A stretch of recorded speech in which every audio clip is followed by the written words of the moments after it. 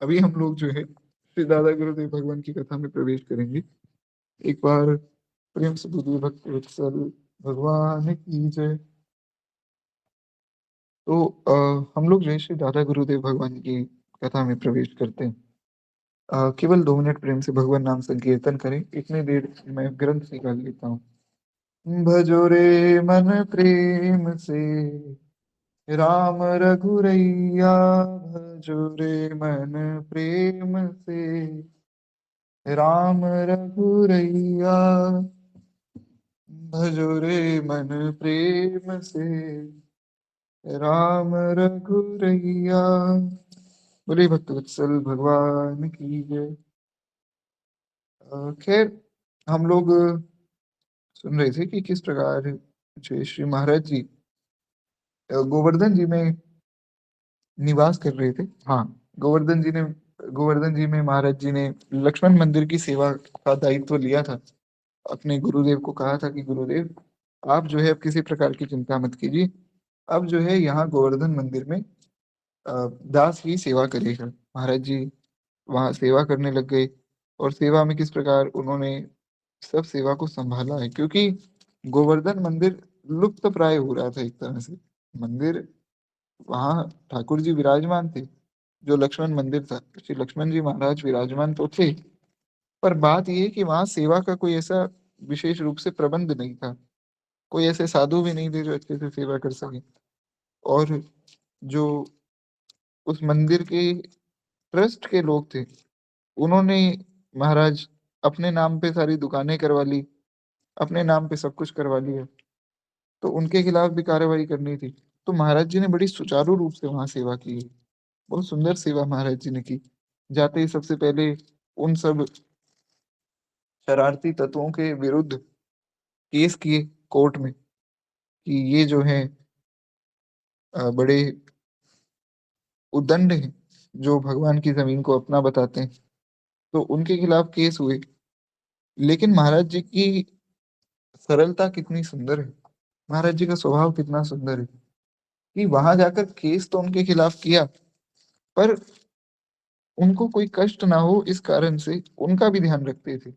अब ऐसा तो कोई व्यक्ति हो ही नहीं सकता कि जो जिसके खिलाफ केस करे उससे भी प्यार करे। ऐसे तो केवल संत हो सकते हैं महाराज। ये महाराज जी की करुणा है। हमने सुना था कि महाराज जी उनके लिए भी घर से, मतलब अपने यहाँ से लक्ष्मण मंदिर से परांठे बनाकर भोग लगाकर प्रसाद लेकर जाते।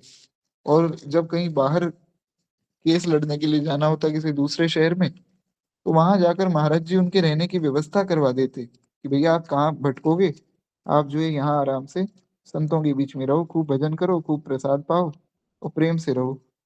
तो आधे से ज्यादा लोग तो इसीलिए मान गए। उन्होंने कहा भाई इतने अच्छे साधु हैं, हम इतने अच्छे साधु को परेशान कर रहे हैं, ये अच्छी बात नहीं है। ये इतना हमारा ध्यान रखते हैं और हम इनको परेशान करें। तो आधे लोगों ने वैसे ही केस अपना वापस ले लिया, मतलब अपनी जो जमीन थी वापस दे दी, राजीनामा कर दिया। तो कॉम्प्रोमाइज हो गया, तो केस ही खत्म हो गए। कुछ जो दो चार बचे थे, उन पर फिर केस चला और उनको बाद में जाकर सजा भी मिली। तो इस प्रकार से महाराज जी ने बहुत अच्छे से लक्ष्मण मंदिर की सेवा संभाली है। उसके बाद जो है हमने सुना था कि किस प्रकार जो है श्री महाराज जी अपने गुरुदेव के प्रति समर्पित थे, और उन्होंने अपने गुरुदेव की आज्ञा से वहां पर खूब सुंदर जो है सब प्रकार से मंदिर की जो सेवा है उसको संभाला।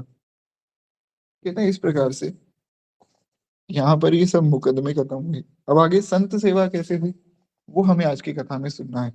बड़ी सुंदर संत सेवा श्री दादा गुरुदेव भगवान ने की, और संत की सेवा कैसे की जाती ये बहुत विशेष रूप से हमें इस चरित्र से पता लगेगा। खैर, एक बार प्रेम से बोले भक्त वत्सल भगवान की जय, श्री दादा गुरुदेव भगवान की जय। तो श्री गुरुदेव भगवान लिखते हैं कि जब लक्ष्मण मंदिर में महाराज जी रहते थे, तो वहां पे कभी कभार साधु भी आते, संत भी आते, क्योंकि सबको पता लगा कि भैया गोवर्धन में जो है लक्ष्मण मंदिर में नए महंत जी आए हैं।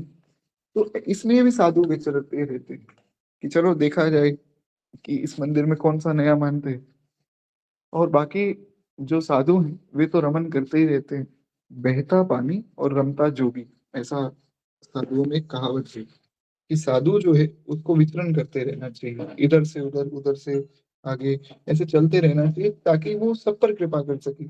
और एक जगह अगर ठहर जाएगा, तो साधु के मन में कहीं ये भावना आ जाए कि मेरी ज़मीन है या ये मेरा घर है। तो इस कारण से साधु को एक जगह नहीं रुकना चाहिए। हमने जो है परसों की कथा में सुना भी था कि 2 प्रकार के साधु होते हैं, या ऐसा कहें कि साधु होने की 2 स्टेजेज़ हैं। एक तो ये कि आप एक जगह रहें, भगवान का भजन करें, पर वो अवस्था बाद में आती है। उससे पहले अगर आप साधु बने हैं तो खूब विचरण करना चाहिए, दूर-दूर तक जाना चाहिए, भगवान की महिमा को फैलाना चाहिए। उसके बाद फिर जब आपका मन एकदम परिपक्व हो जाए, आपके मन में एकदम निष्कामता आ जाए, फिर किसी एक स्थान में रुक जाना चाहिए, फिर वहाँ आजीवन भजन करना चाहिए। तो ऐसा ही श्री महाराज जी का भी जीवन रहा है। तो खैर, हम लोग हमारी कथा को आगे बढ़ाएँ। कहते हैं कि इस प्रकार से जो है बहुत से साधु वहाँ आते रहते थे महाराज, और खूब प्रेम से सेवा होती। विरक्त संतों के द्वारा आश्रम के संस्थानों में अ, जो है 2 लक्ष्य हुआ करते थे। यानी कि साधुओं के आने के 2 लक्ष्य थे। क्या? कि प्रथम तो ये अंतर्मुखी वृत्ति वाले भजन परायण संत आश्रम में रहकर निर्विघ्न रूप से भजन करें। दूसरा लक्ष्य ये था कि सेवा, संत जो है वो संतों की सेवा करते हैं। क्यों? क्योंकि उससे उनका मन शुद्ध हो जाता है। किसी की सेवा करने से बड़ी जल्दी मन की शुद्धि होती है। ऐसा मैं नहीं, ऐसा शास्त्र कहते हैं। तो इसीलिए 2 भाव हुआ करते थे कि एक तो ऐसे साधु आते थे कि जिनको और कहीं जो है जाना नहीं, अब गोवर्धन में आए हैं तो ब्रजवास चाहिए। तो वो महाराज जी से प्रार्थना करते थे कि हम पर कृपा कीजिए, हमें ब्रजवास दे दीजिए। हम यहाँ आपके मंदिर में ही रुककर भगवान का भजन करना चाहते हैं। तो एक तो वैसे साधु आते थे, एक दूसरे साधु आते थे जो केवल सेवा के लिए आते थे। खैर, कहते हैं राष्ट्र, समाज आदि इकाइयों में इनके संदर्भ में सेवा के अनेक स्वरूप हैं। इनमें से कोई शाश्वत महत्व के होते हैं, तो कुछ एक सामयिक संदर्भों से जुड़े रहते हैं।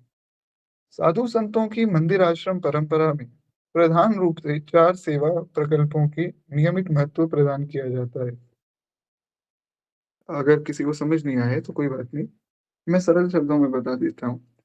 देखिए, क्या होता है कि सेवा क्या होती है, ये समझना बड़ा आवश्यक है ना। हम ये तो कह रहे हैं कि खूब सेवा करो, खूब संतों की सेवा हो, भगवान की सेवा हो, पर सेवा होती क्या है? तो वो समझना आवश्यक है। तो 4 प्रकार की सेवाएँ मुख्य रूप से बताई गई। पहली तो ठाकुर सेवा, यानी कि भगवान के विग्रह की सेवा। दूसरी सेवा है साधु सेवा, संतों की, वैष्णवों की, ब्राह्मणों की, इनकी सेवा। तीसरी सेवा है वेद आदि ग्रंथों की सेवा। वेद आदि ग्रंथों की सेवा कैसे होगी? तो वेद आदि ग्रंथों की सेवा होगी उनको पढ़कर। शास्त्रों का हमारे ऊपर एक ऋण होता है, ऋषियों का एक ऋण सब मनुष्यों के ऊपर होता है, उसको कहते हैं ऋषि ऋण। जैसे हमारा पितृ ऋण है, तो पितृ ऋण से ऋण होने के लिए हम श्राद्ध आदि कर्म करते हैं। तो श्राद्ध आदि कर्म करते हैं तो जो हमारे पितृ हैं, उनका जो हमारे ऊपर ऋण है वो सब पूर्ण हो जाता है। इसी प्रकार ऋषियों का हमारे ऊपर ऋण है। ऋषियों का ऋण ये है कि ऋषियों ने इतने सुंदर सुंदर ग्रंथ लिखे, तो हम अगर उन ग्रंथों को ना पढ़ें तो हम उस ऋण से ऋण नहीं हो सकते। इसीलिए ग्रंथ पढ़ना बड़ा आवश्यक है महाराज। कोई बात नहीं, अगर आप पढ़ नहीं सकते तो कम से कम कथा ही सुन लें। अब जैसे हम लोग यहाँ भक्तमाल की कथा सुन रहे हैं, तो ऐसा मत सोचिएगा कि आप पढ़ नहीं रहे, सुनना भी पढ़ना है।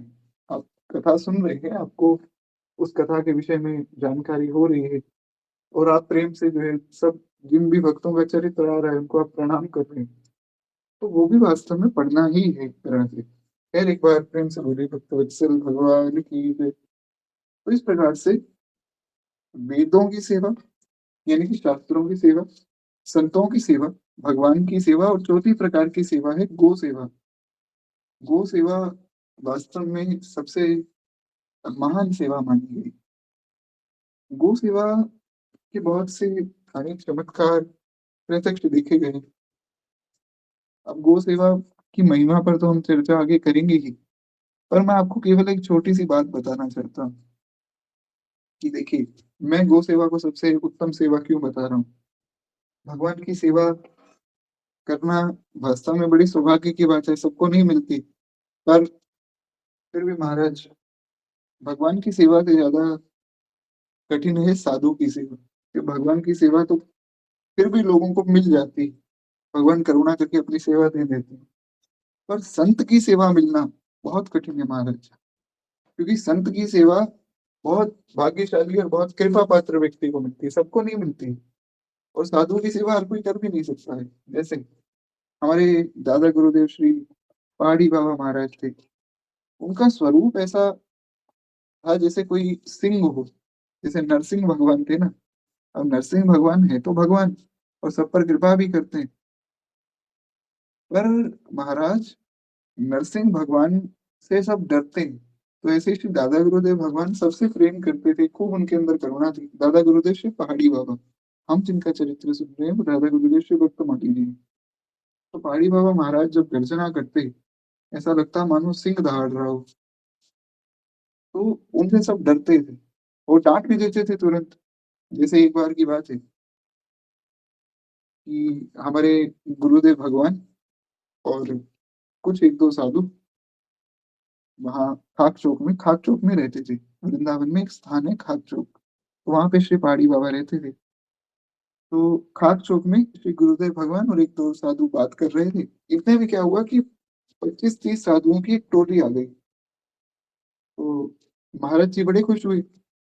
दादा गुरुदेव श्री पहाड़ी बाबा महाराज बड़े प्रसन्न हुए कि आओ राम जी, हमारे घर राम जी के सब सेवक आए हैं, सब साधु आए हैं। खूब प्रेम से जो है बढ़िया बढ़िया भोजन बनाओ, भगवान को भोग लगाओ और सबको प्रसाद पावाओ। सबको बिठा दिया, पंगत बिठा दी 25-30 लोगों की। और भोजन बना था 10 लोगों का। वो जो भोजन बनाते थे, उन्होंने जो है गुरुदेव भगवान से प्रार्थना की कि आप जो है जाकर महाराज जी को कह दो कि महाराज जी, 10 लोगों का भोजन बना है, 25 लोग भोजन नहीं कर पाएंगे। तो बोले कि मैं क्यों कहूँ, आप जाकर कहिए। अरे आप रसोई में सेवा कर रहे हैं, तो आप जाकर कहिए। बोले कि मुझे डर लगता है, आप जो है महाराज जी के सबसे प्रिय शिष्य हैं, तो आपको डांटेंगे नहीं, तो आप जाकर एक बार प्रार्थना कर दीजिए। तो महाराज हमारे गुरुदेव भगवान गए और उन्होंने हाथ जोड़कर महाराज जी से प्रार्थना की, महाराज जी अभी क्या है, भोजन इतना बना नहीं हुआ है, 10 लोगों का भोजन है। अगर आप कहें तो हम लोग जो भोजन तो और बना ही रहेंगे। ऐसा करते हैं कि थोड़े चावल, थोड़ी सी दाल, इस प्रकार से बना देते हैं। तो दाल में पानी मिलाओ, दाल मिलाओ, दाल और हो जाएगी। इसी प्रकार थोड़े चावल और बना देंगे, क्योंकि ये जल्दी बन जाते हैं, इनमें समय नहीं लगेगा। तो आप बस इन सब संतों को कहिए कि 5 मिनट 10 मिनट इंतजार करें। महाराज अचानक से गए, दादा गुरुदेव पहाड़ी बाबा को गुस्सा आ गया। महाराज जी डांटने लग गए, बोले है तेरी जय रे तेरी, इस प्रकार से बोलते थे।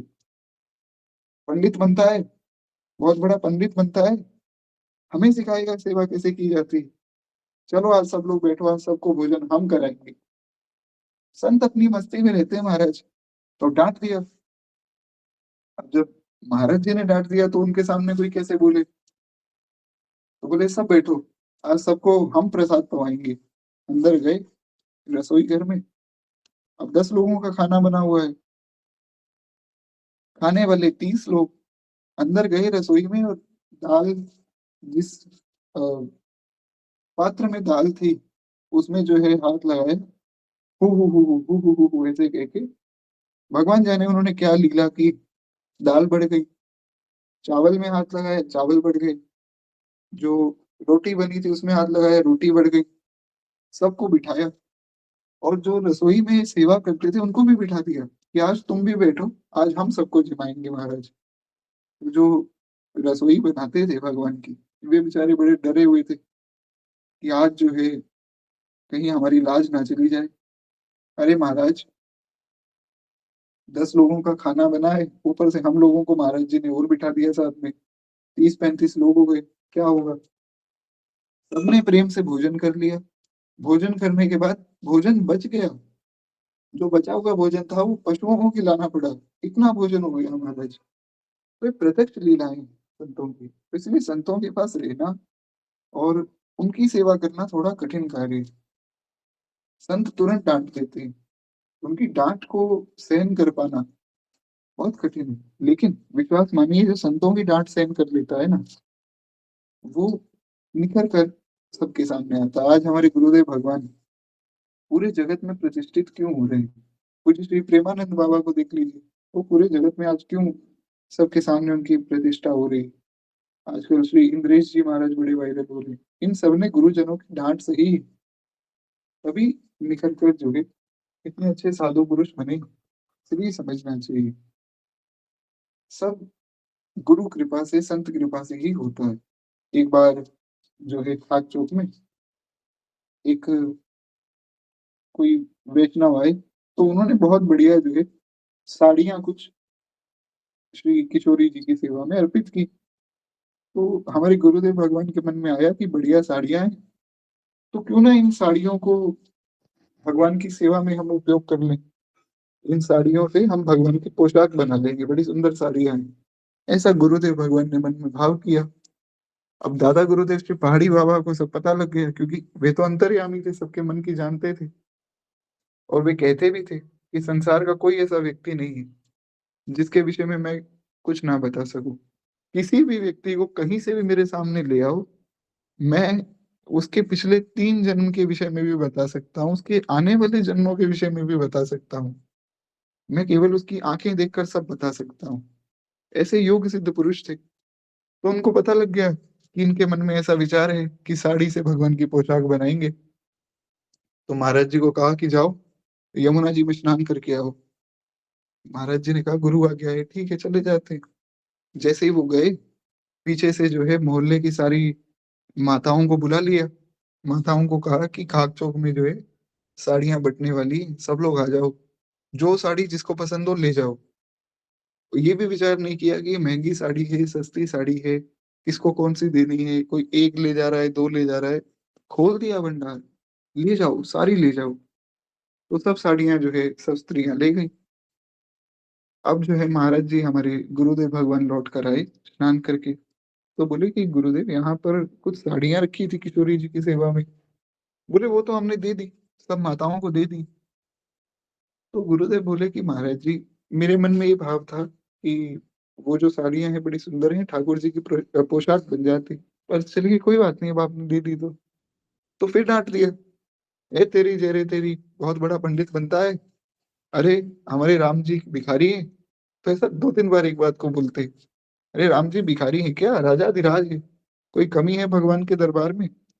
भगवान किसी की दी हुई साड़ियों से पोशाक बनवाएंगे? तो कुछ पैसे निकाल कर दिए, बोले जाओ बढ़िया से बढ़िया कपड़ा लाओ, खूब सुंदर सुंदर पोशाक बनवाओ। तो इस प्रकार से संतों की डांट सहना बहुत ऊंची बात है। खैर एक बार प्रेम से बोलिए श्री पहाड़ी बाबा जी महाराज की जय। उनके जीवन के तो अनेक प्रसंग हैं। तो खैर इस प्रकार से संत सेवा बड़ी कठिन है महाराज। संतों की सेवा बहुत कठिन है। लेकिन विश्वास मानिए, संतों की सेवा जो व्यक्ति कर देता है, वास्तव में वो भगवान को बहुत जल्दी प्राप्त कर लेता है। हाँ, एक यहाँ पे प्रश्न और था कि हमारे यहाँ तो संत मिलते ही नहीं। ऐसा बिल्कुल भी मत सोचिए, पता नहीं किस रूप में कोई संत बैठा हो। पर ठीक है, प्रत्यक्ष रूप में आपको कोई संत ऐसे नहीं मिलते हैं, तो भी आप संत सेवा कर सकते हैं। कैसे? जो संत बताएं उस बात को मानिए। ये भी संतों की सेवा है। जैसे मान लीजिए, जो हमारे गुरुजन है वो हमें जो आदेश देते हैं हम मानते हैं। तो हमारे हरे राम व्यास जी कहते हैं कि संत सदै गुरुदेव हैं, व्यास ही है प्रतीति। इसलिए जो जो संत सत्संग आदि में बताएं, आप कथा सुनते ही होंगे संतों की, तो जैसी जैसी वो आज्ञा करें वैसा वैसा मानिए बस। वो भी संत की सेवा है। किसी संत की आपको कोई बात अच्छी लगी, आपने वो पालन करना शुरू कर दिया, वो भी वास्तव में उनकी सेवा है। तो एक बार प्रेम से बोलिए भक्त वत्सल भगवान की जय। तो इस प्रकार से 4 सेवाएं मुख्य रूप से बताई गई: ठाकुर सेवा, साधु सेवा, गो सेवा और संत सेवा। और गो सेवा पे हम ख़ैर चर्चा कर रहे थे कि गो सेवा सबसे विशेष क्यों है? इन चारों सेवाओं में सबसे विशेष गो सेवा है, क्यों? क्योंकि इस पर बहुत ज़्यादा विस्तार तो हम बाद में करेंगे। मैं केवल एक बात जो कहना चाहता हूँ वो ये है कि हम सब लोग जो है श्री ठाकुर जी की सेवा भी करते हैं। हम लोग ग्रंथों की सेवा भी करते हैं। हम लोग संतों की सेवा भी करते हैं। क्यों? क्योंकि वो ठाकुर जी के निमित्त हो रही। अब जिनकी सेवा सारा संसार कर रहा है, वो ठाकुर जी जिन गौ माता की सेवा करते हैं, तो हम गौ माता की सेवा की क्या महिमा कही जाए? भगवान ने गौ माता की सेवा की और हर रूप में आकर की है। आप देखिए कृष्ण रूप में श्री ठाकुर जी आए, नाम ही गोपाल पड़ा भगवान का। राम रूप में भगवान आए, गौ सेवा पर भगवान ने बहुत बल दिया। भगवान के राज्य में हर व्यक्ति गौ सेवा करता था। प्रत्येक मनुष्य गौ सेवा करता था राम राज्य में। इसलिए वो राम राज्य बना। उसके बाद जो है भगवान जिस भी रूप में आए, हर रूप में भगवान ने गौ सेवा अवश्य की। गौ माता भगवान की आराध्या है। अब सोचिए कि जो सारे संसार के आराध्य हैं, जो उनकी आराध्या है, उनकी सेवा की क्या महिमा होगी? तो इसलिए अगर कोई व्यक्ति केवल गौ सेवा कर लेता है, तो गौ सेवा करने से उसकी ठाकुर सेवा भी हो जाती, उसकी साधु सेवा भी हो जाती, उसकी ग्रंथ सेवा भी हो जाती, उसकी देवताओं की सेवा भी हो जाती है, उसका यज्ञ भी हो जाता है, हवन भी हो जाता है, जप तप सब साधन हो जाता है। तो ऐसी महिमा है गौ सेवा की। प्रेम से बोलिए पूज्य श्री गौ माता की जय। बड़ी महिमा है हमारे शास्त्रों में विशेष रूप से बताई गई है। ऐसी जो है हमारी गौ माता की महिमा है। कहते हैं इस प्रकार से 4 प्रकार की सेवाएँ हैं। लक्ष्मण मंदिर निर्वाणी अखाड़ा गोवर्धन में अनेक वर्षों से चल रही अव्यवस्था के कारण वहां की सब सेवा प्रकल्प जो है एकदम नग्न प्राय हो चुके थे, क्योंकि हमने सुना था कि जो लक्ष्मण मंदिर था गोवर्धन जी में, इसमें अब ज्यादा महंत थे नहीं और कोई ऐसा साधु भी नहीं था जो यहाँ सेवा कर सके। तो यहाँ की सब सेवाएं लगभग लुप्त हो चुकी थी। यहाँ ज्यादा सेवा होती ही नहीं थी क्योंकि सेवा करने वाला कोई था नहीं। पर जब से श्री महाराज जी आए, पुनः सब सेवाएं जो होने लगी। श्री महाराज जी ने गोवर्धन में आकर सर्वप्रथम वहां के आराध्य मंदिर श्री लक्ष्मण जी महाराज की दैनिक पूजा व्यवस्था को आश्रम मठ में एक अनिवार्य अंग बनाया। सबसे पहले महाराज जी ने कहा कि यहाँ के जो ठाकुर जी हैं उनकी सेवा हम लोग शुरू करेंगे, उससे ही फिर आगे की सेवा आरंभ होगी। फिर कहते हैं साधु सेवा सबसे बड़ी बात है ये थी कि निर्वाणी अखाड़े की उस समय की जो कर्मचारी हुई एक अव्यवस्था थी कि वहां पर जो पैसे हैं उसकी बहुत कमी थी, क्योंकि वहां पर लोग ही नहीं आते थे दर्शन करने। अब लोग नहीं आएंगे तो जो है कुछ मंदिर में धनराशि नहीं आएगी। साधु खुद तो कमाते नहीं, साधु कहीं किसी के यहाँ नौकरी थोड़ी करते हैं। तो वो जो मंदिर आदि की सेवा संभालते हैं वो दान आदि से ही चलती है। तो अब लोग आते नहीं थे तो दान भी नहीं आता था मंदिर में। दान नहीं आता था तो अब साधु सेवा कैसे हो?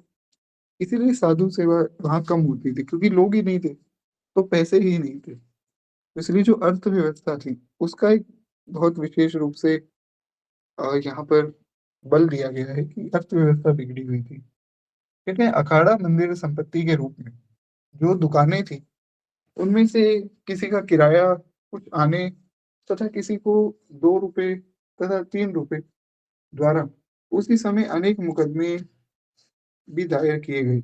सरल शब्दों में मैं ये बता देता हूँ हुआ क्या था कि जो वहां पर दुकानें थी ना, जो मंदिर के प्रांगण में दुकानें थी, उनसे मंदिर को पैसा मिलता था, फिर उससे सेवा होती थी। पर उन दुकानों का किराया बहुत कम था। किसी का किराया तो कुछ आनों में था। ऐसा होता है कि जो बहुत पुरानी मार्केट होती है ना किसी भी शहर की, आपके शहर में भी जो बहुत पुरानी मार्केट होगी आप वहां जाकर पता कीजिएगा। क्या होता है कि जो बहुत पुरानी दुकानें हैं, 100 100 150 150 वर्षों से चलती आ रही, उनका किराया आज भी बहुत कम है। आप लेने जाएंगे तो आपको बहुत महंगा मिलेगा, पर जो लोग वहां पहले से बिजनेस कर रहे हैं उनको बहुत सस्ता पड़ता है। क्यों? क्योंकि उन्होंने पहले ऐसे कॉन्ट्रैक्ट किए हुए हैं कि हम तो जी इतना किराया देंगे, तो वो इतने सालों से उतना ही किराया देते आ रहे हैं। जैसे मान लीजिए किसी ने 100 साल पहले ये बात की कि इस दुकान का मैं किराया 50 रुपए दूंगा। आज उस दुकान का किराया चाहे 2 लाख रुपए हो, पर वो 50 ही रुपए देते हैं। तो ऐसा होता है, थोड़ा बहुत बढ़ा लिया जाता है। तो खैर, मंदिर में भी जो लोग प्रांगण में दुकानें लगाकर बैठे थे, वो बहुत समय से बैठे थे, तो वो किराया बहुत कम देते थे, 2 रुपए, 3 रुपए, कुछ आनों में। अब 2-3 रुपए से क्या होगा महाराज? कहते हैं इसीलिए, एक तो किराया कम था, दूसरा अपने आप को स्वतंत्र घोषित करने वाले किराएदारों के प्रति महाराज जी ने मुकदमे किए थे। अपने जय कल की कथा में सुना परसों, कि जिन लोगों ने ये घोषित कर दी कि ये दुकानें तो हमारी हैं, हमने मंदिर से ली ही नहीं, वो किराया ही नहीं देते थे, उन्होंने कब्जा कर लिया दुकानों पे, तो उनके विरुद्ध मुकदमा किया गया। मुकदमा हुआ तो उनको जो है कोर्ट ने ऑर्डर दिया कि भैया दुकानें खाली करो और तुम लोग यहाँ से भागो। तो अब जब दुकानें खाली हो गई तो कहाँ से धन आएगा? तो इस प्रकार से बड़ी कठिन ये स्थिति थी कि पैसे आए कहाँ से। कहते हैं कि ऐसी स्थिति में श्री महाराज जी ने अखाड़े में पुनः साधु सेवा प्रारंभ करने के लिए अपने गुरुदेव सरपंच बाबा महाराज से थोड़ी सी आग्रह किया।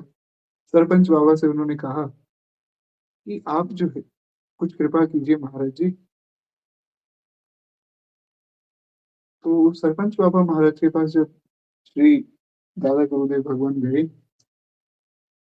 अयोध्या जी में, तो अयोध्या जी में कुछ विचार विमर्श हुआ। महाराज जी ने अनेक सुझाव गुरुदेव भगवान के समक्ष प्रस्तुत किए, जिन्हें सरपंच बाबा ने सहर्ष स्वीकार कर लिया। मतलब महाराज जी ने जाकर बताया कि ऐसे ऐसे हम लोग अगर करें तो क्या है कि मंदिर के पास कुछ धनराशि आ जाएगी, फिर संतों की साधुओं की सब सेवा हो जाएगी। सरपंच बाबा ने कहा कि ठीक है, अगर आपको ये ठीक लगता है तो ऐसे आप करो। इसी योजना के अनुसार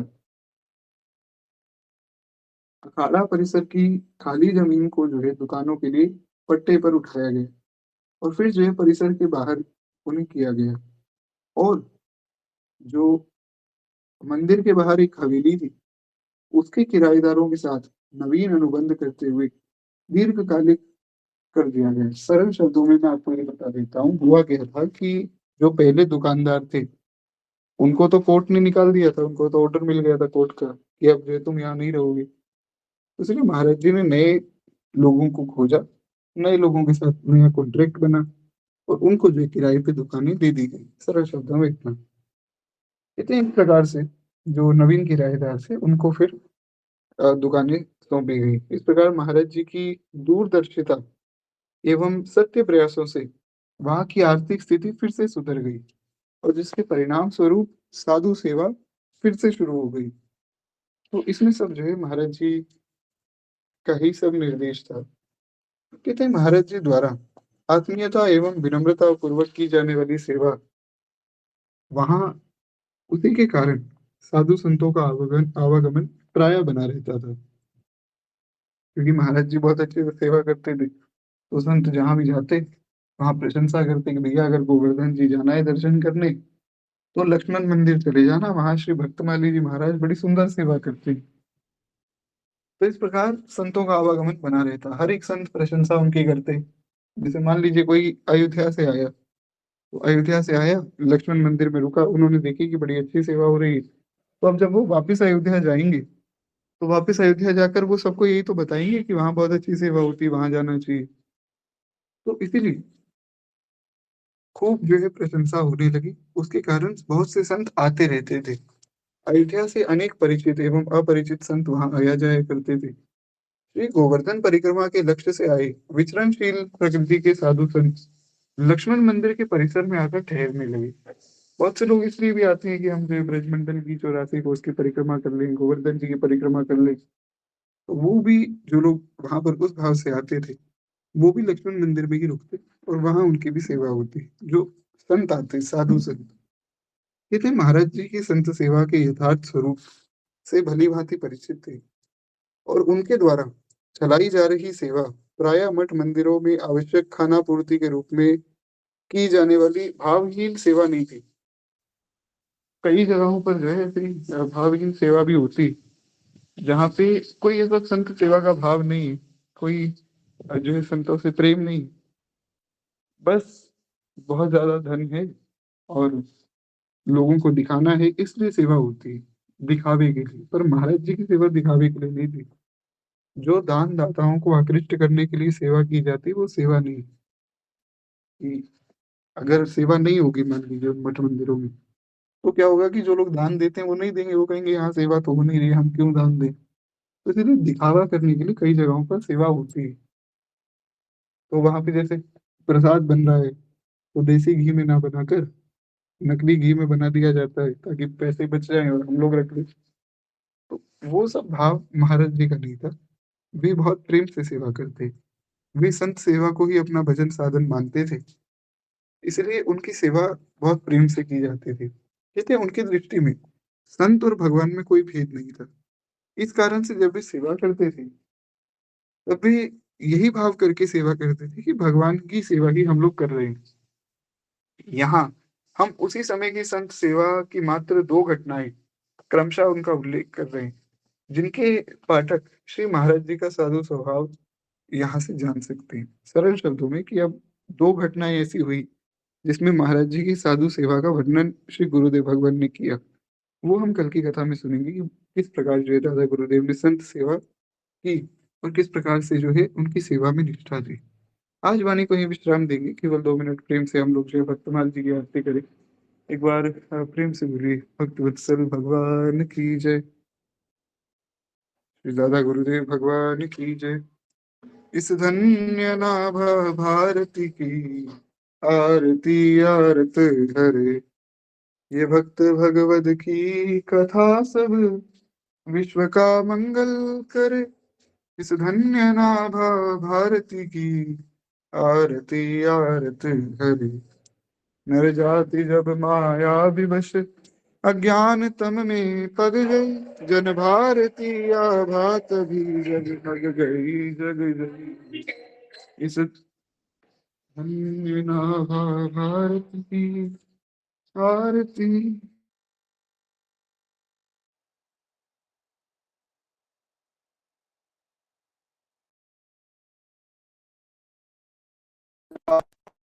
आभा तभी जग जग गई जग मग गई।